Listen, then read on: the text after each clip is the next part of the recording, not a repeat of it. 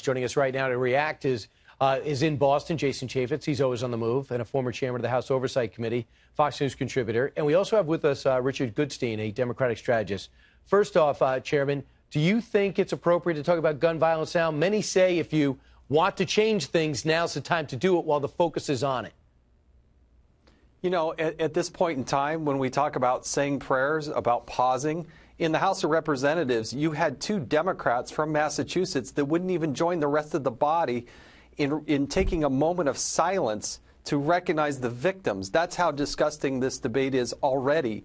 And Hillary Clinton, she's trying to be relevant. She's not. Hillary Clinton wants to take away your guns. That's not going to happen. And what she's trying to do to divide this nation in injecting herself into this story at this time is just absolutely disgusting when you have people in the hospital fighting to save their lives. You know, you don't have the leaders in Congress right now, Richard, doing that. Senator Schumer is not taking that stance either is Nancy Pelosi.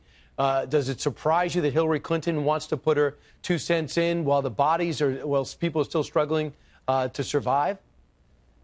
Brian, I don't remember Jason or any of his colleagues criticizing Donald Trump for calling for a Muslim ban exactly after the San Bernardino event. That was not very sympathetic to the victims. That was trying to push an agenda right on the heels of a tragedy. Look, and one other question. All these people that are saying now's not the time. Now's the time we should be feeling sympathy. The gun debate should be later.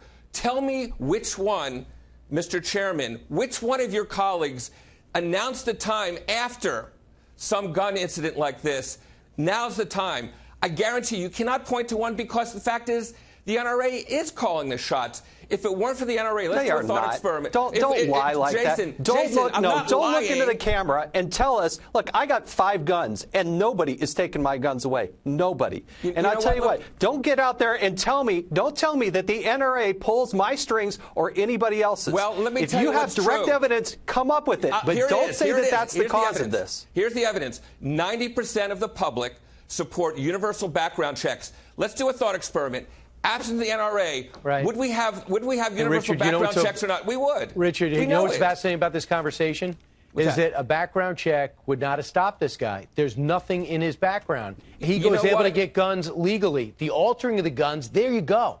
I mean, if you want to make it semi-automatic to automatic, I mean, the ban of automatic weapons, that people have already been for, it's already been through. If you want to debate assault weapons, but a lot of the things that people have brought up already have not been part of the case as we know it. But if you saw the first block that we had of this show, there's still so much we don't know, Congressman. I mean, that's one of the great mysteries here. And to be this far away from it, 48 hours, and still not know the motive, I think that is different than San Bernardino. We did have direct evidence pretty quickly, and we're very concerned that people were coming into this country and not knowing their background. And I'm still concerned about that to this day. But we don't fully understand this story. And I do think that between the ATF, the FBI, and local law enforcement, they have some very direct theories that maybe they aren't sharing with the public yet. Let them do their job. And I will engage in the debate. I do think there are things to talk about as it relates to mental health and other types of things. But don't prescribe a solution when you don't know what the problem was.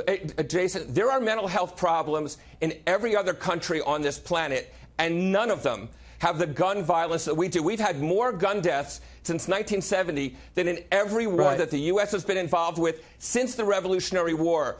So you can't say it's mental health. But yet gun violence around the country, mass shootings are up. Go look in Chicago. Spend your time in Chicago because they have a huge problem too. And New York has much tougher gun laws and look at what's going on there. In Chicago, it's 59 a month, but believe it or not, nationwide, gun violence is down. It's almost cut in half. But I do think that we should approach something in a level-headed way to see if we could stop the next thing, because nobody is pro-mass shooting.